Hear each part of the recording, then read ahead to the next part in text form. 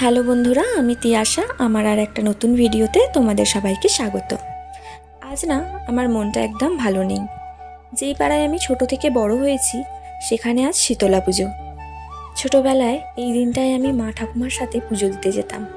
আবার আমার পিসি আর দিদিও আসতো। সবাই মিলে একসাথে দণ্ডি কাটা দেখতাম। দুপুরে পান্তা ভাত আর রাতে লুচি। সেই দিনগুলো আলাদাই ছিল।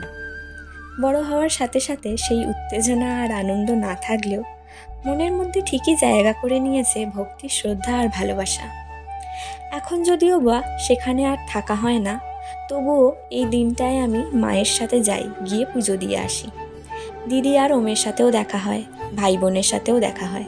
এছাড়া ছোটবেলার পরিচিত সব মানুষগুলোর সাথে দেখা হয়।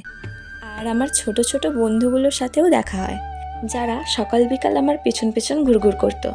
কেউ বলতো মায়ামাসি আমার সাথে খেল, আবার কেউ বলতো মায়া দিদি আমার সাথে খেল। আর আমার সারাদিনের সঙ্গী ছিল আমার ছোট বোন। তবে এখন সেই ছোট বন্ধুগুলো অনেকটাই বড় হয়ে গেছে। এখন তারা আবার আমাকে তুই থেকে তুমি বলতে শিখেছে। কিন্তু আমার তো সেই তুই ডাকটাই ভীষণ মিষ্টি লাগতো। এখনও যদি কোনো বাচ্চা আমাকে তুই বলে, আমার খুব ভালো লাগে। যাই হোক, আবার একটা বছরের অপেক্ষা। দেখো মা, সামনের বছর যেন তোমার কাছে যেতে পারি।